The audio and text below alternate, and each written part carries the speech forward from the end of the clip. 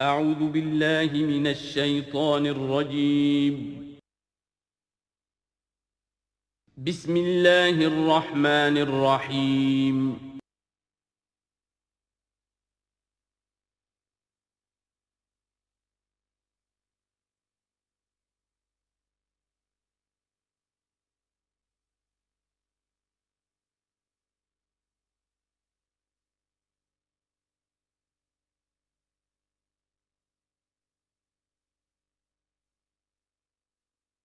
اعوذ باللہ من الشیطان الرجیم بسم اللہ الرحمن الرحیم الذین ينفقون اموالهم باللیل والنہار سرا وعلانیۃ فلہم اجرہم عند ربہم ولا خوف علیہم ولا هم یحزنون الذین یاکلون الربا لا یقومون الا کما یقوم الذی یتخبطہ الشیطان من المس ذلک بانہم قالوا انما البیع مثل الربا واحل اللہ البیع وحرم الربا فمن جاءه موعظة من ربه فانتهى فله ما سلف وأمره إلى الله ومن عاد فأولئك أصحاب النار هم فيها خالدون صدق الله العظيم رب اشرح لي صدري ويسر لي أمري واحلل عقدة من لساني يفقهوا قولي۔ ابھی سورہ مبارکہ کا وہ رکوع ہم پڑھ رہے ہیں کہ جو آج کے حالات میں اہم ترین ہے، اس لیے کہ اس دور میں اللہ کے خلاف بغاوت کی سب سے بڑی شکل تو ہے غیر اللہ کی حاکمیت کا تصور۔ سب سے بڑا شرک یہ ہے، نفسیاتی اعتبار سے سب سے بڑا شرک مادے پر توکل، بتوں سے تجھ کو امید خدا سے نومیدی، مجھے بتا تو صحیح اور کافری کیا ہے۔ لیکن یہ نفسیاتی اور داخلی بات ہے۔ خارجی اور واقعاتی دنیا میں سب سے بڑا شرک اس وقت وہ غیر اللہ کی حاکمیت، جو اب عوامی شکل اختیار کر گئی، عوامی حاکمیت۔ اور اس کے بعد اس وقت کے گناہوں میں، بدعملی میں سب سے بڑا فساد جو ہے وہ سود کی بنیاد پر ہے۔ سب سے بڑا فتنہ، سب سے بڑا فساد دنیا میں جو اس وقت سب سے بڑی شیطنت ہے، جو یہودیوں کے ذریعے سے پورے گلوب کو اپنی گرفت میں لینے کے لیے بیتاب ہے، وہ یہی ہے جو سود کا ہتھ کنڈا ہے، اس کی حرمت۔ یہاں ایک سوال میرے ذہن میں کبھی کبھی پیدا ہوتا تھا کہ یہ جو پہلی آیت ہے اس کا تعلق تو انفاق فی سبیل اللہ کے ساتھ ہے، اسے پچھلے رکوع کے ساتھ شامل ہونا چاہیے تھا، لیکن بعد میں یہ حقیقت مجھ پر منکشف ہوئی کہ بڑی حکمت کے ساتھ اس آیت کو اس رکوع کے ساتھ شامل کیا گیا ہے۔ وہ حکمت میں بعد میں بیان کروں گا۔ الذین ينفقون اموالهم باللیل والنہار، وہ لوگ کہ جو اپنا مال خرچ کرتے رہتے ہیں رات کو بھی دن میں بھی، سرم وعلانیتاً، خفیہ طور پر بھی اعلانیہ بھی، صدقات واجبہ اعلانیہ، صدقات نافلہ خفیہ، انفاق فی سبیل اللہ خفیہ، فلہم اجرہم عند ربہم ولا خوف علیہم ولا هم یحزنون، ان کے لیے ان کا اجر محفوظ ہے ان کے رب کے پاس، نہ ان پر کوئی خوف طاری ہوگا اور نہ ہی وہ کسی حزن سے دوچار ہوں گے۔ الذین یاکلون الربا، اب ربا کا مسئلہ شروع ہو رہا ہے، جو سود کھاتے ہیں۔ وجہ کیا ہے؟ اصل مسئلہ ہے اس سرپلس ویلیو کا۔ آپ کا کوئی شغل ہے، آپ کی ملازمت ہے، آپ کما رہے ہیں، آپ کا خرچ پورا ہو رہا ہے، کچھ بچت بھی ہو رہی ہے۔ اب اس بچت کا اصل مصرف کیا ہے؟ یسألونک ماذا ينفقون قل العفو۔ اصل راستہ تو یہ ہے کہ اس کو دے دو اللہ کی راہ میں، یا محتاجوں کو یا اللہ کے دین کو۔ لیکن اب جو سود خورانہ ذہنیت ہے وہ یہ کہ اس بچت کو بھی مزید کمائی کا ذریعہ بناؤ، یہ سود خورانہ ذہنیت ہے۔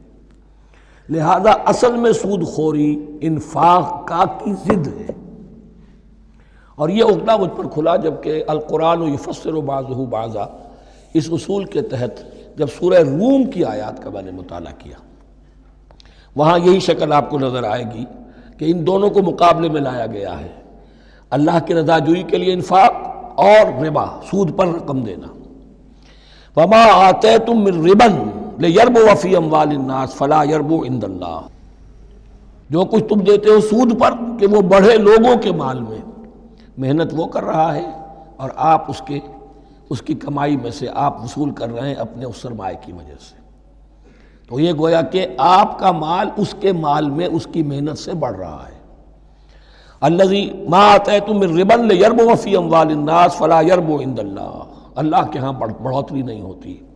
وما آتیتم من زکاۃ تریدون وجہ اللہ فاولئک هم المضعفون، اور وہ جو تم زکوٰۃ اور صدقات میں دے دیتے ہو اللہ کی رضا جوئی کے لیے، تو وہ ہیں جو دوہرے چوہرے کر رہے ہیں، ان کا مال بڑھ رہا ہے، اس کی بڑھوتری ہو رہی ہے.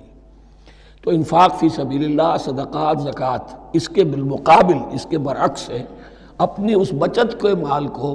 اور آپ کو معلوم ہے آج کی بینکنگ سسٹم کا سب سے زیادہ زور بچت کی اسکیم، اور یہ سب کا سب جو ہے در حقیقت saving bank, saving account, save کرو، لیکن سیو کرو مزید کمانے کے لیے. سیو جو ہے اس لیے نہیں ہے کہ اپنا پیٹ کاٹو اور غرباء کو دو، اپنا سٹینڈرڈ آف لیونگ کم کرو اور اللہ کے دین کے لیے خرچ کرو، یہ نہیں، بلکہ اس لیے کہ وہ جو تم بچاؤ وہ ہمیں دو، تاکہ وہ ہم سود پر زیادہ رقم، زیادہ شرح سود پر دوسروں کو دے اور تھوڑا شرح سود تمہیں دے دے. اب اس کے برعکس سے الذین یاکلون الربا، جو لوگ سود کھاتے ہیں، لا یقومون الا کما یقوم الذی یتخبطہ الشیطان من المس، وہ نہیں کھڑے ہوتے مگر ان کی طرح سے کہ جن کو شیطان نے مخبوط الحواس بنا دیا ہو چھو کر. یہاں عام طور پر یہ سمجھا گیا کہ یہ قیامت کے دن کا نقشہ ہے. یہ قیامت کے دن کا نقشہ تو ہوگا ہی، اس دنیا میں بھی سود خوروں کا حال یہی ہے. اور اگر ان کا نقشہ دیکھنا ہو تو کسی سٹاک ایکسچینج کو جا کے دیکھ لیجئے، معلوم ہوگا دیوانے ہیں، پاگل ہیں، چیخ رہے ہیں، دوڑ رہے ہیں، بھاگ رہے ہیں. وہ انسان نہیں نظر آتے اس وقت جو بھی کچھ ہو رہا ہوتا سٹاک ایکسچینج کے اندر. مخبوط الحواس انسان جو ہے وہ ہو جاتا ہے، یہ سود خوری کی وجہ سے. الذین یاکلون الربا لا یقومون الا کما یقوم الذی یتخبطہ الشیطان من المس ذلک بانہم قالوا انما البیع مثل الربا. اور ان کے سب سے بڑھ کر مخبوط الحواس ہونے کا مظہر یہ ہے، یہ اس لیے کہ وہ کہتے ہیں کہ بیع بھی تو ربا کی طرح ہے، بیع بھی تو سود ہے. میں نے 100 روپے کا مال خریدا، 110 میں بیچ دیا، 10 بچ گئے، یہ ربا ہے، ربا جائز ہے. 100 روپے کسی کو دیے اور 110 لیے، یہ سود ہو گیا. بھائی کیوں ہو گیا؟ 100 روپے کی شے دے دی، یہ 100 روپیہ دے دیا، کیا فرق پڑا؟ 10 لاکھ کا مکان بنایا، 4000 کے قرضے کے ماہانہ کرائے پر دے دیا، جائز ہو گیا. 10 لاکھ کسی کو دیا اور اس سے 4000 روپیہ مہینہ دینا شروع کیا، یہ سود ہو گیا، حرام ہو گیا. عقلی طور پر یہ باتیں ہیں کہ جو سود کے حامیوں کی طرف سے کہی جاتی ہیں. انما البیع مثل الربا، بیع میں بھی جو نفع ہوتا ہے، ربح اور ربا یہ میں اس وقت بیان کر چکا ہوں سورہ بقرہ کے دوسرے رکوع کے ضمن میں. تو یہ جان لیجئے کہ اس ظاہری سی مناسبت کی وجہ سے ان کا مخبوط الحواس لوگ جو ہیں وہ اس دونوں کے اندر کوئی فرق محسوس نہیں کرتے. یہاں اللہ تعالیٰ نے ان کے قول کا عقلی جواب نہیں دیا، بلکہ جواب کیا دیا؟ احل اللہ البیع وحرم الربا. اللہ نے بیع کو حلال قرار دیا ہے اور ربا کو حرام قرار دیا ہے. اب تم بات یہ کرو، اللہ کو مانتے ہو یا نہیں؟ رسول کو مانتے ہو یا نہیں؟ قرآن کو مانتے ہو کہ نہیں؟ یا اپنی عقل کو مانتے ہو؟ اگر تم مسلمان ہو، اگر تم مومن ہو تو اللہ کا حکم جو وہ فرمائے، نہ صرف اللہ کا، جو رسول کا ہے. ما آتاکم الرسول فخذوہ وما نہاکم عنہ فانتہوا، جو کچھ رسول تمہیں دے لے لو، اور جس چیز سے روک دے رک جاؤ. یہ تو شریعت کا معاملہ ہے. ویسے اس میں جو فرق واقع ہوتا ہے وہ یہ ہے کہ ایک ہے فلوئڈ منی، فلوئڈ کیپٹل، ایک ہے فکسڈ کیپٹل. مکان 10 لاکھ کا ہے، لیکن مکان سے جو شخص رہ رہا فائدہ کیا اٹھائے گا؟ 1 مہینے رہے گا نا، بس اس کا بدل آپ نے لے لیا. 10 لاکھ روپے کسی کو نقد دے دیے، وہ کسی کام میں لگائے گا، 12 لاکھ بھی بن سکتے ہیں، 15 بھی لگ سکتے ہیں، 8 بھی رہ سکتے ہیں. اس میں آپ نے فکسڈ اگر لیا تو یہ حرام ہے. ان دونوں میں اگرچہ عام طور پہ کہا جائے گا یہ بھی کیپٹل ہے وہ بھی کیپٹل ہے، مکان بھی تو سرمایہ کی ایک شکل ہے، لیکن یہ فکسڈ کیپٹل ہے، اس کی شکل بدل نہیں رہی ہے. اس مکان میں تو ایک شخص رہ جائے گا، سکنا ہوگا، اس کی رہائش ہے، یا آپ کہیں گے اس کی ویئر اینڈ ٹیئر ہے تو اس کا آپ نے بدل لے لیا، بس ختم. لیکن وہ جائے گا، وہ مکان آپ کے لیے رہ جائے گا. لیکن یہ کہ 10 لاکھ جس کو دیا نقد، وہ کاروبار کرے گا، کچھ اور کہیں لگائے گا، اس کے اندر اضافہ بھی ہو سکتا ہے، کمی بھی ہو سکتی ہے. اس میں پھر فکسڈ پروفٹ لینا یہ ہے حرام، اور ان دونوں میں کوئی مناسبت نہیں. لیکن اللہ تعالیٰ نے یہ جواب نہیں دیا. جواب دیا احل اللہ البیع وحرم الربا فمن جاءہ موعظۃ من ربہ فانتہی فلہ ما سلف، تو جس شخص کے پاس اس کے رب کی طرف سے یہ نصیحت پہنچ گئی اور وہ باز آ گیا، رک گیا، فلہ ما سلف، تو جو کچھ پہلے وہ لے چکا ہے وہ اس کا ہے، وہ اس سے واپس نہیں لیا جائے گا، حساب کتاب نہیں کیا جائے گا کہ تم اتنا سود کھا چکے ہو واپس کرو۔ لیکن اس کا یہ مطلب بھی نہیں کہ اس کا کوئی گناہ ان پر نہیں ہوگا، وَأَمْرُهُ إِلَى اللَّهِ، اللہ کے حوالے رہے گا، معلق رہے گا، اللہ چاہے گا تو معاف بھی کر دے گا اور اللہ چاہے گا تو پچھلے سود کے اوپر بھی اس کی سرزنش ہوگی۔ أَمْرُهُ إِلَى اللَّهِ وَمَنْ عَادَ، لیکن اس نصیحت کے آنے کے بعد بھی جس نے دوبارہ یہ حرکت کی فَأُولَٰئِكَ أَصْحَابُ النَّارِ هُمْ فِيهَا خَالِدُونَ، تو یہ جہنمی ہے اور اس میں ہمیشہ ہمیشہ رہیں گے۔ يَمْحَقُ اللَّهُ الرِّبَا وَيُرْبِي الصَّدَقَاتِ، اللہ تعالیٰ ربا کو مٹاتا ہے، دباتا ہے۔ اور ہمارے زمانے میں شیخ محمود احمد مرحوم نے ایک کتاب لکھی ہے مین اینڈ منی، اس میں ثابت کیا ہے جہاں جو یہ سود کا معاملہ چلتا ہے تین چیزیں ساتھ ساتھ بڑھتی چلی جاتی ہیں، جتنا سود بڑھے گا ان امپلائمنٹ بڑھے گی، انفلیشن بڑھے گی، نتیجے میں انٹرسٹ ریٹ بڑھے گا، جیسے انٹرسٹ ریٹ بڑھے گا ان امپلائمنٹ مزید ہوگی، انفلیشن زیادہ ہوگی، اٹس اے ویشس سرکل، اور اسی کے نتیجے میں تباہی ہو جاتی ہے، چھپی رہتی ہے وہ تباہی۔ وہ تو ایک ہی وقت میں بینک کرپٹ ہوگا، کوئی بینک، بڑے بڑے بینک جو ہیں دیوالے نکلیں گے، ابھی جو کوریا کا حشر ہو رہا ہے اور جو اس سے پہلے روس کا ہو چکا ہے، یہ سارا جو ہے یہ یوں سمجھیے شیش محل کی طرح ہے، اس میں تو ایک پتھر پڑے گا تو ٹکڑے ہو جائیں گے۔ وَمَنْ عَادَ فَأُولَٰئِكَ أَصْحَابُ النَّارِ هُمْ فِيهَا خَالِدُونَ يَمْحَقُ اللَّهُ الرِّبَا وَيُرْبِي الصَّدَقَاتِ، اللہ تعالیٰ پالتا ہے، صدقات کو پالتا ہے، بڑھاتا ہے اللہ کے ہاں۔ وہ آیت میں سنا چکا ہوں آپ کو، سورہ روم کی 39ویں آیت ہے یہ، وَمَا آتَيْتُم مِّن رِّبًا لِيَرْبُوَ فِي أَمْوَالِ النَّاسِ فَلَا يَرْبُو عِندَ اللَّهِ وَمَا آتَيْتُم مِّن زَكَاةٍ تُرِيدُونَ وَجْهَ اللَّهِ فَأُولَٰئِكَ هُمُ الْمُضْعِفُونَ واللہ لا یحب کل کفار اثیم، اور اللہ کو ہرگز پسند نہیں ہے وہ سب کہ جو ناشکرے ہیں اور گناہ گار ہیں۔ ان الذین آمنوا وعملوا الصالحات واقاموا الصلاة وآتوا الزکاة لہم اجرہم عند ربہم ولا خوف علیہم ولا هم یحزنون، ہاں جو لوگ ایمان لائیں اور نیک عمل کریں، نیک عمل میں ظاہر بات ہے جو شے حرام ہے اس کا چھوڑ دینا بھی لازم ہے، اور نماز قائم رکھیں، زکوٰۃ ادا کریں، ان کے لیے ان کا اجر محفوظ ہے ان کے رب کے پاس، ولا خوف علیہم ولا هم یحزنون۔ یا ایھا الذین آمنوا اتقوا اللہ وذروا ما بقی من الربا، اے ایمان والو اللہ کا تقوی اختیار کرو اور چھوڑ دو جو رہ گیا ہے سود میں سے۔ آج فیصلہ کر لو کہ جو بھی کچھ تم نے کسی کو قرض دیا تھا اب اس کا سود چھوڑو۔ یا ایھا الذین آمنوا اتقوا اللہ وذروا ما بقی من الربا ان کنتم مؤمنین، اگر تم مومن ہو۔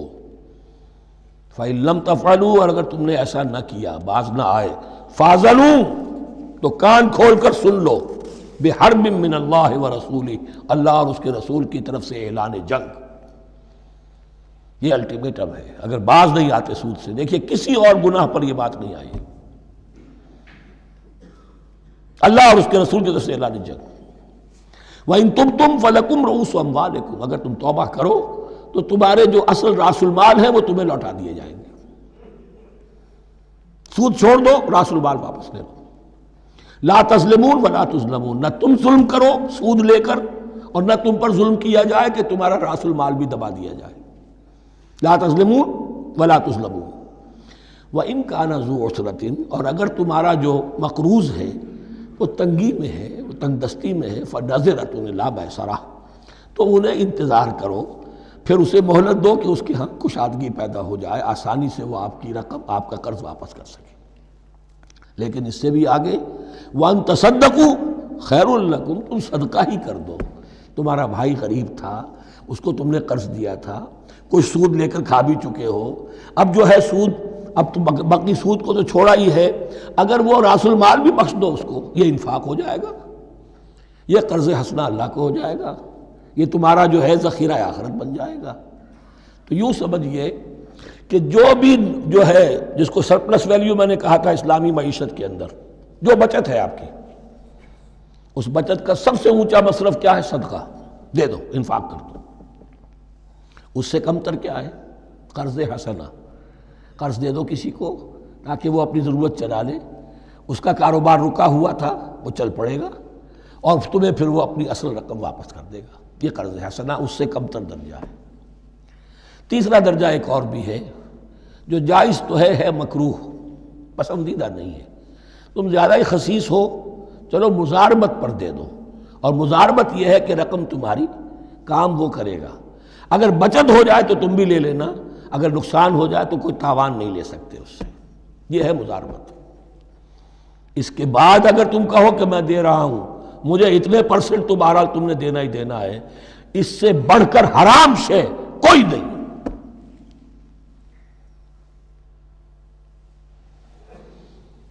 وَإِنْ كَانَ ذُو عُسْرَةٍ فَنَظِرَةٌ إِلَىٰ مَيْسَرَةٍ، تو اگر وہ ہے مقروض تمہارا وہ تنگی میں ہے، پھر انتظار کرو، اسے مہلت دو اس کی کشائش تک. وَأَن تَصَدَّقُوا خَيْرٌ لَكُمْ، اور اگر تم صدقہ ہی کر دو، خیرات کر دو، دے دو، بخش دو، وہ تمہارے لیے بہتر ہوگا. ان کنتم تعلمون، اگر تم جانتے ہو، اگر وہ حکمت تمہارے اندر آ گئی ہے، اگر تم اولو الالباب ہو، اگر تم سمجھدار ہو، تو جو کچھ تمہیں بچت اس سے ہوگی، جو اللہ کے ہاں اجر و ثواب ملے گا، وہ تمہیں یہ رقم واپس لے کر جو ہے اس سے کیا مل جائے گا. وَاتَّقُوا يَوْمًا تُرْجَعُونَ فِيهِ إِلَى اللَّهِ، یہ آیت آخری آیت ہے قرآن کی نزول کے اعتبار سے. آیت ڈرو اس دن سے، تو دیکھیے وہی آیت یاد کیجئے. وَاتَّقُوا يَوْمًا لَا تَجْزِي نَفْسٌ عَن نَفْسٍ شَيْئًا وَلَا يُقْبَلُ مِنْهَا شَفَاعَةٌ وَلَا يُؤْخَذُ مِنْهَا عَدْلٌ وَلَا هُمْ يُنصَرُونَ. وَاتَّقُوا يَوْمًا لَا تَجْزِي نَفْسٌ عَن نَفْسٍ شَيْئًا وَلَا يُقْبَلُ مِنْهَا عَدْلٌ وَلَا تَنفَعُهَا شَفَاعَةٌ وَلَا هُمْ يُنصَرُونَ. وَاتَّقُوا يَوْمًا تُرْجَعُونَ فِيهِ إِلَى اللَّهِ، ڈرو اس دن سے جس دن کے لوٹا دیے جاؤ گے تم اللہ کی طرف. ثُمَّ تُوَفَّىٰ كُلُّ نَفْسٍ مَا كَسَبَتْ، پھر ہر جان کو پورا پورا دے دیا جائے گا جو کمائی اس نے کی ہوگی. وَهُمْ لَا يُظْلَمُونَ، اور ان پر کوئی ظلم نہیں ہوگا. اب یہ قرآن مجید کی طویل ترین آیت آ رہی ہے، آیت دین. کوئی قرض کا معاملہ ہے، کوئی قرض کا معاملہ ہے کہ آپ نے کسی کو قرض دیا، یا کوئی کاروباری معاملہ ہے، اشتراک ہے جس میں کہ جو بھی ہوگا بعد میں نتائج نکلیں گے. ان سب کے بارے میں حکم ہے کہ لکھ لیا کرو. ہم کیا کرتے ہیں قرض دیتے ہوئے، اب دوست ہے، بھائی ہے، عزیز ہے، کیا لکھوانا، اس سے کیا کہے گا، اعتماد نہیں ہے. کاروبار شروع ہو گیا، زبانی باتیں کر لی، اس کے بعد رو رہے ہیں، چیخ رہے ہیں، چلا رہے ہیں. یا ایھا الذین آمنوا اذا تداینتم بدین الی اجل مسمى فاکتبوہ، اے اہل ایمان جب بھی تم کوئی معاملہ کرو قرض کا ایک وقت معین تک کے لیے، ایک تو وقت معین ہونا چاہیے، یہ قرض دے رہے ہیں کب واپس ہوگا. فاکتبوہ، تو اس کو لکھ لیا کرو. یہ فعل امر ہے، الامر للوجوب، واجب ہے یہ. وَلْيَكْتُبْ بَيْنَكُمْ كَاتِبٌ بِالْعَدْلِ، اور چاہیے کہ کوئی لکھنے والا تمہارے مابین عدل کے ساتھ، لکھنے والا کوئی ڈنڈی نہ مار جائے، انہیں بھی چاہیے کہ وہ صحیح صحیح لکھے. وَلَا يَأْبَ كَاتِبٌ أَن يَكْتُبَ كَمَا عَلَّمَهُ اللَّهُ فَلْيَكْتُبْ، اور کسی بھی شخص کو جسے اللہ نے سکھایا ہوا ہے کتابت لکھنے کا کام، تو اس کو انکار نہیں کرنا چاہیے لکھنے سے. اللہ نے اسے یہ علم دیا ہے، اسے چاہیے کہ لکھ دے. اس لیے کہ اس معاشرے میں پڑھے لکھے لوگ تو بہت کم ہوتے تھے. اب بھی یہ ہوتا ہے، عرائض نویس وغیرہ ہوتے ہیں، وثیقہ نویس ہوتے ہیں، پیسے دے کے ان کو جو لکھواتے ہیں. لیکن اگر کوئی وثیقہ نفیس جو ہے بے ایمانی کرے اور لکھنے میں کوئی کمی کر جائے تو جو جس کے اوپر ذمہ داری ہے اسے نقصان پہنچ جائے گا. وَلْيَكْتُبْ بَيْنَكُمْ كَاتِبٌ بِالْعَدْلِ، اور چاہیے کہ لکھنے والا تمہارے مابین انصاف کے ساتھ لکھے. وَلَا يَأْبَ كَاتِبٌ أَن يَكْتُبَ كَمَا عَلَّمَهُ اللَّهُ فَلْيَكْتُبْ، اور نہ انکار کرے کوئی لکھنے والا اس سے کہ وہ لکھے جیسے اللہ نے اسے سکھایا ہے تو لکھنا چاہیے. وَلْيُمْلِلِ الَّذِي عَلَيْهِ الْحَقُّ، لکھتے وقت املا وہ کرائے جس کے ذمے رقم آ رہی ہے، جس پر حق آ رہا ہے. علیہ الحق، وہ لکھوائے. جس کا مال ہے وہ نہ لکھوائے، جس پر ذمہ داری آ رہی ہے وہ لکھوائے کہ میں کیا ذمہ داری لے رہا ہوں. وَلْيَتَّقِ اللَّهَ رَبَّهُ، اور اللہ سے ڈرتا رہے اپنے رب سے. وَلَا يَبْخَسْ مِنْهُ شَيْئًا، اور لکھوانے میں اس میں سے کوئی شے کم نہ کر دے. فَإِنْ كَانَ الَّذِي عَلَيْهِ الْحَقُّ سَفِيًّا، اب اگر وہ جو مقروض ہے، جو قرض لے رہا ہے، جس کے ذمے کوئی ذمہ داری آ رہی ہے، وہ ناسمجھ ہے یا بوڑھا ہے، ضعیف ہے، اور لا یستطیع ان یمل، یا اس کے اندر یہ اتنی صلاحیت نہیں ہے کہ املا کرا سکے، یہاں املا کے معنی میں ہے. ہوا فلیملل ولیہ بالعدل، تو اگر وہ نہیں املا کرا سکتا تو اس کا کوئی ولی ہو، اس کا کوئی وکیل ہو، اس کا کوئی اٹارنی ہو، وہ اس کی طرف سے اس کو لکھوائے۔ واستشہدوا شہیدین من رجالکم، یہ ایک ہی آیت چل رہی ہے ابھی، پورے رکوع کے اوپر ایک آیت پھیلی ہوئی ہے، سوائے آخر میں تھوڑا سا حصہ دوسری آیت آئے گی۔ واستشہدوا شہیدین من رجالکم، اور گواہ بنا لیا کرو دو اپنے مردوں میں سے، فإن لم یکونا رجلین، اور اگر دو مرد دستیاب نہ ہو، فرجل وامرأتان، تو ایک مرد اور دو عورتیں، ممن ترضون من الشہداء، اور وہ بھی دونوں کے نزدیک مقبول ہوں شہداء، کہ ہاں دونوں کو اعتماد ہے ان پر۔ اب یہ جو سوال آ گیا کہ ایک مرد کی جگہ دو عورتیں، دو مرد یا پھر ایک مرد کا ہونا تو لازم ہو گیا، محض عورت کی گواہی نہیں چلے گی، لیکن اس کا آیا مسئلہ ہر قسم کے معاملے کا ہے یا قرض اور مالی معاملات میں وثیقہ نویسی کا، یہ ایک علیحدہ مسئلہ ہے، یہ تو باتیں پھر فقہا کے ہاں تفصیل سے ملتی ہیں، لیکن یہ مسئلہ موجود ہے کہ دو مرد، اور اگر دو مرد دستیاب نہ ہوں تو ایک مرد اور دو عورتیں، تو سوال تو پیدا ہو گیا کہ کیا عورت کی گواہی عادی ہے؟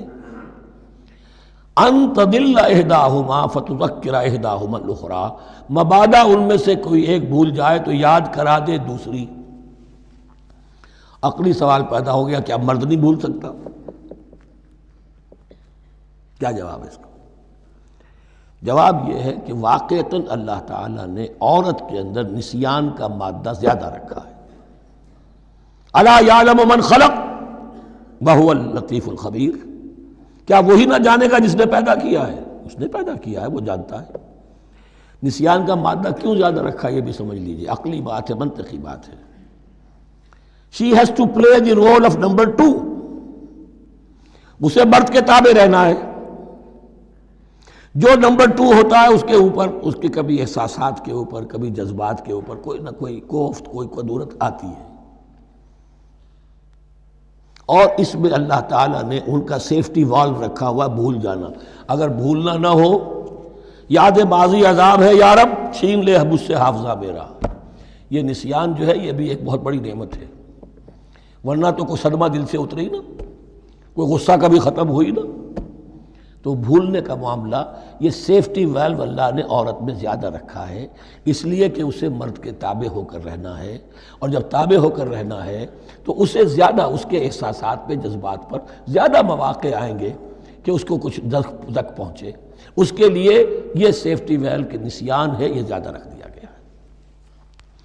ان تضل احداہما فتذکر احداہما الاخری، اب یہ کہ اگر یہ بات سمجھ میں نہ آتی تب بھی اللہ کا حکم ہے ماننا ہے، اگر فسٹ کیپٹل اور فلوئڈ کیپٹل کا فرق سمجھ میں نہیں آتا تب بھی بیع حلال ہے، ربا حرام ہے، اللہ خیر صلی اللہ احل اللہ البیع وحرم الربا، لیکن اگر حکمت سمجھ میں آ جائے تو نور علی نور۔ ولا یأبی الشہداء اذا ما دعوا، اور نہ انکار کریں گواہ جب کہ ان کو بلایا جائے، اب گواہی کے لیے بلایا جائے تو گواہ نہیں آ رہے، نخرہ کر رہے ہیں، نہیں، ان کو آنا چاہیے، جو اللہ کی کوئی گواہی جو ہے اگر چھپائی ہے تو بہت بڑا ظلم ہے۔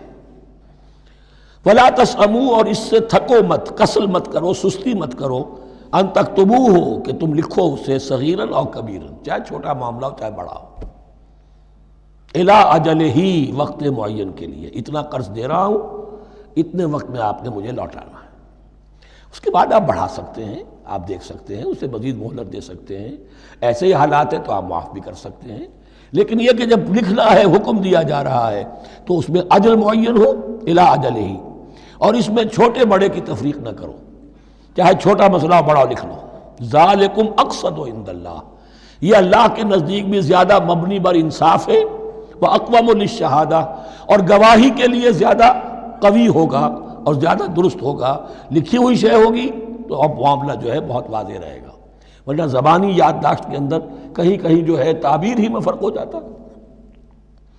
وعدنا اللہ ترتابو، اور یہ اس کے بہت قریب ہے کہ تم بھولو گے نہیں، الا ان تکون تجارتا حاضرتا تدیرونہا، الا یہ کہ کوئی لین دین ہو، تجارت ہو جو حاضر ہوتی ہے دست بدست، آپ نے سودا دیا، اس نے پیسے دے دیے، اب کیش بھی وہ دے دیجئے یا آپ دینا چاہیں تو، ورنہ یہ شریعت میں لازم نہیں ہے۔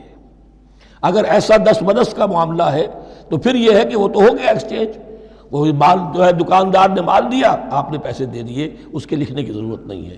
الا ان تکون تجارۃ حاضرۃ تدیرونھا بینکم، تو اگر وہ تجارت ہو کہ نقد تمہاری چلتی ہے، آپس میں لین دین ہو رہا ہے، فلیس علیکم جناح الا تکتبوھا، تو کوئی حرج نہیں ہے تم پر کہ اسے نہ لکھو۔ واشہدوا اذا تبایعتم، اور گواہ بنا لیا کرو جب کوئی مستقبل کا سودا کرو۔ یہ بیع سلم جو ہوتی ہے یہ مستقبل کا سودا ہے، قرض کا سودا ہے۔ بیع سلم بھی ایک طرح کا قرض ہے۔ آج آپ طے کرتے ہیں کسی شخص سے، کسی کاشتکار سے، زمیندار سے کہ اگلا موسم جو آئے گا فصل کا، گیہوں کی فصل کا، تو اتنے روپے من کے حساب سے 500 من گندم میں آپ سے لوں گا۔ یہ بیع سلم کہلاتی ہے، اور اس میں لازم ہے کہ پوری قیمت ابھی ادا کر دیں۔ لیکن اس میں بھی کہ اس وقت آپ کو اتنی گندم دینی ہے، اس کو لکھوا لو اور اس پر 2 گواہ بنا لو۔ واشہدوا اذا تبایعتم ولا یضار کاتب ولا شہید، اور نہ نقصان پہنچایا جائے کسی لکھنے والے کو یا گواہ کو، اور نہ نقصان پہنچائے کوئی لکھنے والا یا گواہ۔ یہ یضار دونوں کے لیے آ جائے گا، یہ معروف بھی ہے اور مجرور بھی ہے۔ نہ ضرر پہنچایا جائے اور نہ ضرر پہنچائے، نہ کوئی کاتب اور نہ کوئی شہید گواہ۔ وَإِن تَفْعَلُوا، اگر تم ایسا کرو گے، نقصان پہنچاؤ گے، فَإِنَّهُ فُسُوقٌ بِكُمْ، تو یہ تمہارے لیے بہت بڑے گناہ کی بات ہوگی۔ وَاتَّقُوا اللَّهَ، اللہ سے ڈرو، وَيُعَلِّمُكُمُ اللَّهُ، اللہ تمہیں تعلیم دے رہا ہے، وَاللَّهُ بِكُلِّ شَيْءٍ عَلِيمٌ، اللہ ہر چیز کا علم رکھنے والا ہے۔ یہ ایک آیت ہوئی ہے، آخری پارے کی میرا خیال ہے 4 5 6 صورتیں جمع کر لیں تو جا کر یہ ایک آیت کا حجم برابر ہوگا۔ جو میں نے کہا تھا کہ آیات کی تعیین توقیفی ہے، یہ ہمارے حساب کتاب سے، گرامر سے، منطق سے، علم بیان سے کسی سے کوئی تعلق نہیں اس کا۔ وَإِن كُنتُمْ عَلَىٰ سَفَرٍ، اور اگر تم سفر پر ہو، وَلَمْ تَجِدُوا كَاتِبًا، اب وہاں کوئی لین دین کا معاملہ ہو گیا، قرض کا ہو گیا، کاتب کوئی ہے نہیں، فَرِحَانٌ مَقْبُوضَةٌ، تو کوئی گروی شے رکھ لو قبضے میں، فلاں شے آپ کے قبضے میں رہے گی، آپ اتنے پیسے مجھے دے دیجئے، میں جب یہ واپس کر دوں گا اپنی چیزیں آپ میری چیز مجھے لوٹا دیجیے گا۔ یہ رہن ہے مقبوضہ، لیکن رہن سے کوئی فائدہ اٹھانے کی اجازت نہیں، وہ سود ہو جائے گا۔ اگر مکان رہن رکھا گیا ہے، قبضہ تو ہوگا اس کا، لیکن یہ کہ وہ اس کا کرایہ نہیں لے سکتا، کرایہ مالک کو جائے گا، اس سے کوئی استفادہ نہیں کر سکتا اس مال سے۔ رہان مقبوضہ۔ فَإِنْ أَمِنَ بَعْضُكُمْ بَعْضًا، پھر اگر کوئی شخص اب اطمینان کرتا ہے اور اعتبار کرتا ہے تم میں سے بعض کسی بعض کا، فَلْيُوَدِّ الَّذِي اُؤْتُمِنَ أَمَانَتَهُ، تو اب چاہیے اس شخص کو کہ جس کے اوپر یہ امانت آئی ہے، اگرچہ اس کے پاس رہن دینے کو کچھ نہیں تھا، یا یہ کہ دوسرے بھائی نے اس پر اعتماد کیا اور اس کی وجہ سے کوئی شے رہن نہیں لی، تو اب اس سے کوئی غلط فائدہ نہ اٹھائے، وہ گویا کہ اس کے پاس جو اس نے قرض لیا امانت ہے، اس کے پاس وہ امین بنایا گیا ہے۔ فَلْيُوَدِّ الَّذِي اُؤْتُمِنَ أَمَانَتَهُ، کہ اپنی امانت واپس لوٹائے، وَلْيَتَّقِ اللَّهَ رَبَّهُ، اور ڈرے اللہ سے جو اس کا رب ہے۔ وَلَا تَكْتُمُوا الشَّهَادَةَ، اور دیکھو گواہی کو چھپایا نہ کرو، وَمَنْ يَكْتُمْهَا فَإِنَّهُ آثِمٌ قَلْبُهُ، اور جو کوئی گواہی کو چھپائے گا تو اس کا دل گناہ میں مبتلا ہو جائے گا، دل داغدار ہو گیا تو رہ کیا گیا۔ وَاللَّهُ بِمَا تَعْمَلُونَ عَلِيمٌ، اور جو کچھ تم کر رہے ہو اللہ اسے جانتا ہے۔ اللہ کے فضل و کرم سے آخری رکوع پر ہم پہنچ گئے، اور یہ بڑا ایک یوں سمجھئے 3 آیتوں پر مشتمل رکوع ہے، جیسے کہ وہ رکوع جو ہم نے پڑھا تھا جس میں آیت الکرسی 4 آیتیں ہیں وہ، اور یوں کہا جا سکتا ہے کہ یہ 2 رکوع ایک دوسرے کے بالکل بالمقابل ہیں اپنی عظمت میں اور مقام میں۔ آیت الکرسی کی جگہ یہاں ایک دعا کی آیت ہے، جامع ترین دعا جو آئے گی آخری آیت میں، للہ ما فی السماوات و ما فی الارض۔ اکثر و بیشتر آپ دیکھیں گے سورتوں کے اختتام پر یہ الفاظ پھر آتے ہیں، اللہ ہی کا ہے جو کچھ بھی ہے آسمانوں اور زمین میں۔ وَإِن تُبْدُوا مَا فِي أَنفُسِكُمْ أَوْ تُخْفُوهُ، اور جو کچھ تمہارے دلوں میں ہے خواہ تم اسے ظاہر کرو خواہ چھپاؤ، يُحَاسِبْكُمْ بِهِ اللَّهُ، اللہ تم سے محاسبہ کر لے گا، تمہاری نیتیں اس کے علم میں ہیں۔ ان اللہ لا ينظر الى صورکم ولا الى اموالکم ولکن ينظر الى قلوبکم واعمالکم، اللہ تمہاری صورتوں کو نہیں دیکھتا، تمہارے مال و دولت کو نہیں دیکھتا، تمہارے دل کو دیکھتا ہے۔ تمہارے اعمال کو دیکھتا ہے۔ تو دل میں جو کچھ ہے خواہ کتنا ہی چھپا لو، اللہ کے محاسبے سے نہیں بچو گے۔ فَيَغْفِرُ لِمَن يَشَاءُ وَيُعَذِّبُ مَن يَشَاءُ، پھر وہ بخش دے گا جس کو چاہے گا اور عذاب دے گا جس کو چاہے گا۔ اختیار مطلق اللہ کے ہاتھ میں ہے۔ ہمارے ہاں اہل سنت کا عقیدہ یہی ہے، اللہ پر لازم نہیں ہے کہ وہ نیکوکار کو اس کا جزا ضرور دے اور بدکار کو اس کی سزا ضرور دے۔ اللہ کرے گا ایسا، یہ دوسری بات ہے، لیکن اللہ کی شان اس سے بہت اعلیٰ اور عرفہ ہے کہ اس پر کسی شے کو لازم قرار دیا جائے۔ اس کا اختیار مطلق ہے، مطلق ہے۔ یفعل اللہ ما یرید، یفعل اللہ ما یشاء۔ اہل تشیع کا کہنا یہ ہے کہ اللہ پر عدل واجب ہے۔ اہل سنت کہتے ہیں اللہ عدل کرے گا، جزا و سزا میں عدل ہوگا، یہ ہم مانتے ہیں، واقعہ ہے، لیکن ہم یہ نہیں کہتے کہ اللہ پر عدل واجب ہے۔ اللہ پر کوئی شے واجب نہیں، بلکہ اللہ نے تو کتب علی نفسہ الرحمہ، اپنے اوپر واجب کیا ہے رحمت کو۔ وجوب کا لفظ جو آتا ہے اللہ پر تو وہ تو رحمت کا ہے، کتب علی نفسہ الرحمہ، اللہ نے اپنی ذات کے اوپر واجب کر لیا رحمت کو۔ واللہ علی کل شیء قدیر، اور اللہ ہر چیز کی قدرت رکھتا ہے۔ آمن الرسول بما انزل الیہ من ربہ والمؤمنون، ایمان لائے رسول صلی اللہ علیہ وسلم اس چیز پر کہ جو نازل کی گئی ان کی جانب ان کے رب کی طرف سے۔ غور طلب بات ہے، یہ بڑا باریک نکتہ ہے۔ نبی پر جب وحی آئی ہے کیسے پہچان لیا کہ یہ بدروح نہیں ہے، یہ جبرائیل ہے؟ آخر کوئی اشتباہ بھی تو ہو سکتا تھا، پہلا تجربہ تھا۔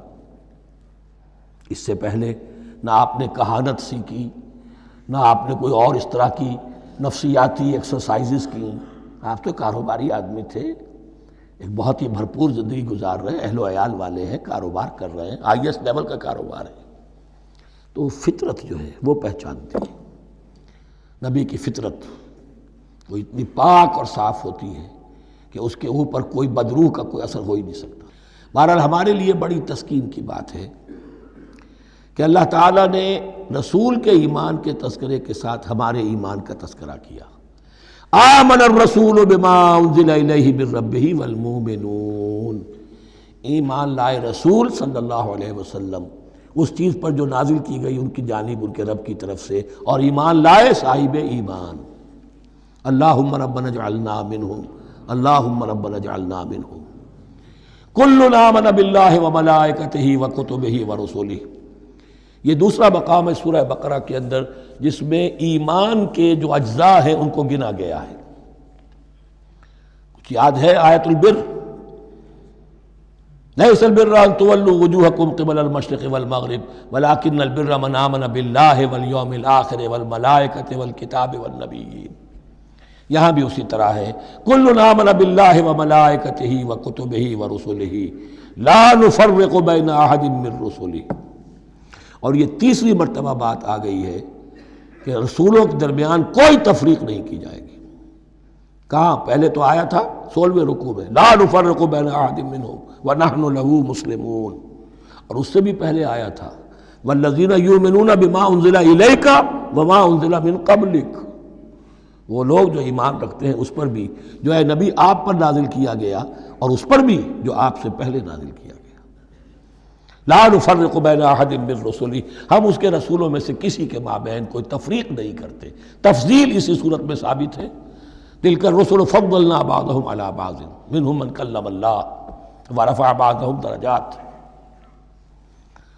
وقالوا سمعنا واطعنا، وہی بات کہ جو کہی گئی تھی جب ان سے کہا گیا تھا واسمعوا، کیا کہا تھا انہوں نے؟ سمعنا وعصینا، سمعنا واطعنا، وہ کہتے ہیں ہم نے سنا اور مانا۔ غفرانک ربنا، ہماری درخواست ہے پروردگار، تیری بخشش مانگتے ہیں۔ غفرانک، نون پر زبر ہے، مفعول ہے، نسألک غفرانک، اے اللہ ہم تجھ سے سوالی ہیں، تجھ سے طلب کرتے ہیں، درخواست کرتے ہیں تیری مغفرت کا۔ وإلیک المصیر، اور تیری ہی جانب لوٹ جانا ہے۔ یہاں پر وہ ایمان بالآخرہ بھی آ گیا جو یہاں اوپر نہیں آمن باللہ و ملائکتہ و کتبہ و رسلہ، پھر رسولوں کے ضمن میں لا نفرق بین احد من رسلہ، لیکن اس کے بعد وَإِلَيْكَ الْمَصِيرُ، مغفرت اور اللہ کی طرف ہی لوٹ جانا ہے ہمارا، اس میں ایمان بالآخرہ آ گیا۔ اب آخری آیت، لا یکلف اللہ نفسا الا وسعها، اللہ تعالیٰ نہیں ذمہ دار ٹھہرائے گا کسی جان کو مگر اس کی وسعت کے مطابق۔ یہ بہت بڑے فضل و کرم والی آیت ہے، جیسے میں نے کہا تھا میگنا کارٹا جو ہے انسانی حقوق کا، کہ اجیب دعوت الداع اذا دعان، جہاں بھی مجھے کوئی پکارے، جب پکارے میں اس کی پکار سنتا ہوں، قبول کرتا ہوں۔ ہاں فَلْيُؤْمِنُوا بِي فَلْيَسْتَجِيبُوا لِي، انہیں بھی چاہیے کہ میرا کہنا مانے۔ دو طرفہ بات چلے گی، یک طرفہ نہیں۔ میری مانو، اپنی منواؤ، تم دعائیں کرو گے ہم قبول کریں گے، تم ہماری بات نہیں مانتے پھر تمہاری دعا تمہارے منہ پر دے ماری جائے گی۔ کرتے رہو قنوت نازلہ 40 دن کے 80 دن پڑھتے رہو، ڈھاکہ تو بیٹھ ہی جائے گا، بیٹھ گئے۔ یہودیوں سے شکست تو ہو ہی جائے گی، ہو گئی۔ کرتے رہو، حرمین میں پڑھتے رہو قنوت نازلہ، مکے میں پڑھو، مدینے میں پڑھو، پوری دنیا میں پڑھو۔ اللہ کو پیٹھ دکھائی ہوئی ہے، اس کے دین کو پاؤں تلے روندا ہوا ہے، اللہ کے باغیوں سے دوستی ہے۔ کسی نے قبلہ ماسکو کو بنایا تھا اور کسی نے واشنگٹن کو بنایا تھا، تمہاری دعائیں کیسے قبول ہوں؟ لیکن یہ جو آیت ہے یہ اس اعتبار سے بہت بڑی رحمت کی آیت ہے کہ اللہ تعالیٰ کے ہاں وہ اندھے کی لاٹھی والا معاملہ نہیں ہے کہ تمام انسانوں سے محاسبہ ایک ہی سطح پر ہو۔ اللہ جانتا ہے کس کی کتنی وسعت ہے، اور وسعت کن چیزوں سے بنتی ہے۔ آپ کو کوئی اور جین ملے ہیں، مجھے کوئی اور جین ملے ہیں، انہیں کوئی اور جین ملے ہیں، یہ جینز، ان جینز کی اپنی اپنی خصوصیات ہیں، خصائص ہیں، پراپرٹیز ہیں، لیمیٹیشنز ہیں۔ آپ کو کوئی اور ماحول ملا، اسے کوئی اور ماحول ملا، اسے کوئی اور ماحول ملا، تو hereditary factors multiplied by environmental factors, ان دونوں سے ایک شخصیت کا ہیولہ بنتا ہے انسان کا، جس کو پیٹرن کہتے ہیں ہمارے مستری لوگ۔ جب لوہے کا کوئی شے جو ہے ڈھالنی ہے تو اس کے لیے پہلے مٹی کا یا لکڑی کا ایک پیٹرن بناتے ہیں، انگریزی میں پیٹرن ہے، وہ پیٹرن کہتے ہیں ہمارے مستری لوگ۔ اب آپ لوہا جو ہے اس کو جب اسے کر لیں گے، مائع بنا لیں گے، گلا لیں گے، پھر اس میں ڈالیں گے، وہی شکل ہو جائے گی۔ یہ شاکلہ ہے ہر انسان کا جو بن جاتا ہے۔ قُلْ كُلٌّ يَعْمَلُ عَلَى شَاكِلَتِهِ فَرَبُّكُمْ أَعْلَمُ بِمَنْ هُوَ أَهْدَىٰ سَبِيلًا۔ اس شاکلہ کے اندر اندر آپ کو محنت کرنی ہے۔ اللہ جانتا ہے کس کا شاکلہ وسیع تھا، کس کا شاکلہ تنگ تھا، کس کے جینز اعلیٰ تھے، کس کے جینز ادنا تھے، کس کے ہاں ذہانت زیادہ تھی، کس کے ہاں جسمانی قوت زیادہ تھی۔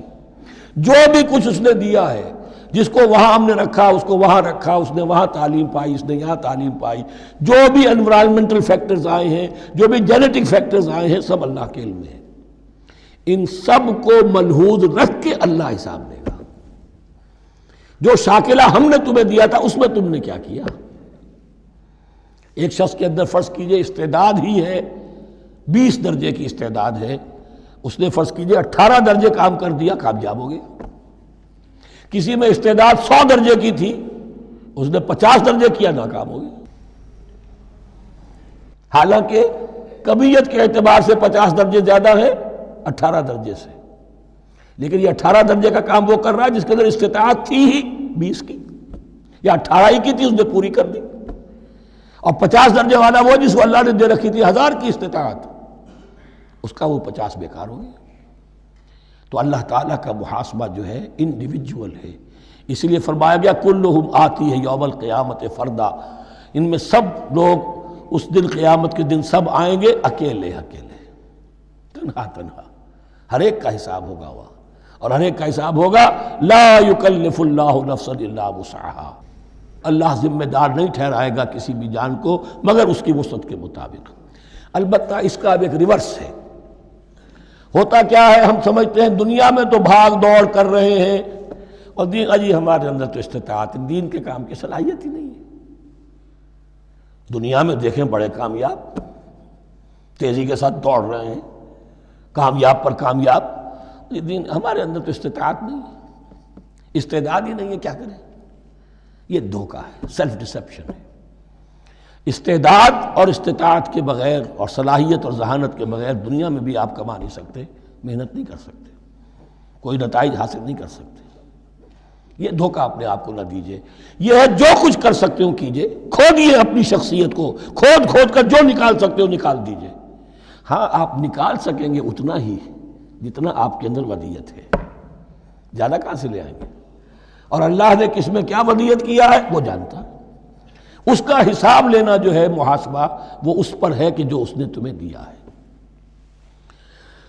اور یہ مضمون قرآن مجید میں 5 مرتبہ آیا ہے بہت اہمیت کے ساتھ. لا یکلف اللہ نفسا الا وسعها لها ما کسبت وعلیہا ما اکتسبت. اسی جان کے لیے ہے جو اس نے کمایا، اور اس کے اوپر وبال بنے گا جو اس نے برائی کمائی. لیکن لام اور علا، لہا ما کسبت، جو بھی اس نے نیکی کمائی اس کے حق میں ہے، اس کے لیے ہے، اس کا اجر ملے گا، ثواب ملے گا. اور جو بدی کمائی وہ اس پر وبال بنے گا، اسی کے لیے اس کو سزا ملے گی، اسی کے حوالے سے. اب وہ آخری دعا آ گئی، جامع ترین اور عظیم ترین دعا ہے قرآن مجید کی. ربنا لا تؤاخذنا ان نسینا او اخطانا. اہل ایمان کے راستے پر، عمل صالح کے راستے پر مقدور بھر، امکان بھر اپنی شخصیت کے کونوں کھدروں میں سے بھی نکال کر، اپنی ریزیڈول انرجیز کو بھی نکال کر اللہ کی راہ میں لگا دیں. لیکن اس کے بعد بھی کوئی غرہ نہ ہو، کوئی غرور نہ ہو، کوئی اپنی محنت پر، اپنی نیکی پر، اپنی کمائی پر، اپنے کارناموں پر کہیں انسان دھوکہ نہ کھا جائے. کیفیت کیا رہنی چاہیے؟ وہ یہ ہے تواضع، عجز، انکساری. ربنا لا تؤاخذنا ان نسینا او اخطانا. اے رب ہم سے مواخذہ نہ کیجو اگر ہم بھول جائیں یا ہم سے خطا ہو جائے. نسیان بھی ہے، الانسان مرکب من الخطاء والنسیان. انسان کے اندر یہ دونوں چیزیں، خطا اور نسیان، یہ تو بندھی ہوئی ہیں. خطا یہ ہے کہ آپ نے اپنی امکانی حد تک تو نشانہ ٹھیک لگایا تھا، نشانہ خطا ہو گیا، ٹھیک ہے، کوئی بات نہیں، آپ کی نیت صحیح تھی. ایک اجتہاد کرنے والا اجتہاد کر رہا ہے، امکانی حد تک اس نے کوشش کی ہے کہ صحیح رائے تک پہنچے، لیکن خطا ہو گئی، اللہ معاف کرے گا. اس نے اپنی امکانی کوشش کی تھی، لہذا اسے ثواب ملے گا. مجتہد مخطی بھی ہو تو ثواب ملے گا. مجتہد مصیب ہے، صحیح رائے پر پہنچ گیا ہے تو دوہرا ثواب ملے گا. لیکن مجتہد مخطی ہے تب بھی ثواب ملے گا. تو بھول چوک پر، یہ بھول چوک، خطا جو ہے، چوک صحیح ہے بالکل لفظ اس کے لیے، چوک جانا، نشانہ چوک گیا. تو اے پروردگار جو بھی ہم سے سرزد ہو جائے، غلطی ہو جائے، بھول کی وجہ سے یا خطا کی وجہ سے، اس پر معاوضہ نہ کیجو. ربنا ولا تحمل علینا اصرا کما حملتہ علی الذین من قبلنا. اور اے رب ہمارے، ہم پر وہ بوجھ نہ ڈالیو جس سے ہم لے کر چل نہ سکیں. دیکھیے ایک حمل ہوتا ہے جس سے حمال کا لفظ بنا ہے، جس کو لے کر انسان چلتا ہے. حمال اس بوری کو یا بوجھ کو اٹھا کر چل رہا ہے. جو آپ کی طاقت میں ہے اور جس سے لے کر آپ چل سکیں وہ ہے حمل. اور جو ہو آپ کو بٹھا دے، اسر اس کو کہتے ہیں. یہ لفظ سورہ اعراف میں پھر آئے گا، یضع عنہم اسرہم والاغلال التی کانت علیہم.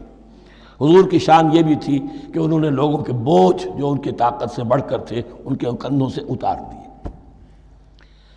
ربنا ولا تحمل علینا اصرا کما حملتہ علی الذین من قبلنا. اے اللہ تو نے بڑے بڑے بھاری بوجھ ہم سے پہلے لوگوں پر ڈالے. شریعت بھی پہلے بھاری تھی، بہت سے معاملات ہم نے دیکھ لیے. روزہ ہمارے لیے کتنا آسان کر دیا گیا، رات کو نکال دیا روزے سے، کہہ دیا خاص طور پہ کھاؤ پیو ضرور، سحری ضرور کرو، تسحروا فإن فی السحور برکہ. کتنی آسانی ہے. رات میں تعلق زن و شو کی اجازت ہے.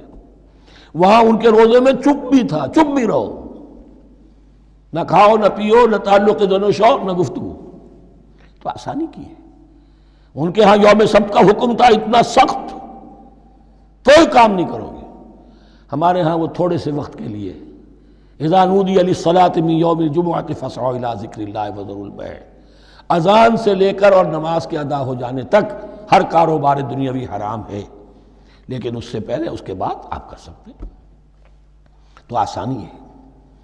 ربنا ولا تحمل علینا اصرا کما حملتہ علی الذین من قبلنا ربنا ولا تحملنا ما لا طاقت لنا بہ، اور اے رب ہمارے ہم پر وہ بوجھ نہ ہم پر عائد کی جو ہم پر ڈالیو جس کی کہ ہمارے اندر طاقت نہ ہو، واعف عنا، ہم سے درگزر فرماتا رہے، ہمیں معاف کرتا رہے، واغفر لنا، اور ہمیں بخشتا رہے۔ مغفرت کا لفظ جو ہے اس کو سمجھ لیجئے ڈھانپنا، مغفر کہتے ہیں خود کو، جو ہیلمٹ پیٹا ہوتا ہے تاکہ گولی جو ہے وہ سر پہ لگے تو یہ آپ کو بچا لے، مغفر خود پہنتے تھے تلوار کے وار سے سر کو بچانے کے لیے، سر کو ڈھانپا ہوا مغفر سے، تو گناہ کو اللہ تعالیٰ اپنی رحمت سے ڈھانپ دے، واغفر لنا، ہماری خطاؤں کی پردہ پوشی فرما دے، ورحمنا، اور ہم پر رحم فرما، انت مولانا، تو ہمارا مولا ہے، والی ہے، ہمارا پشت پناہ ہے، مددگار ہے۔ اللہ ولی الذین آمنوا یخرجہم من الظلمات الی النور فانصرنا علی القوم الکافرین، پس ہماری مدد فرما کافروں کے مقابلے میں۔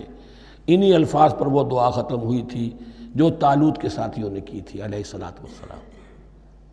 اصل میں یہ دعا اب تلقین کی جا رہی ہے، مرحلہ سخت آ رہا ہے، مرحلہ سخت ہے اور جان عزیز، تاب لاتے ہی بنے گی غالب، اب وہ مرحلہ آ رہا ہے، اس کے لیے تیار ہو جاؤ۔ یہ سارا حصہ جو ہے در حقیقت یہ تمہید ہے غزوہ بدر کی۔ بارک اللہ لی ولکم فی القرآن العظیم ونفعنی وإیاکم بالآیات والذکر الحکیم۔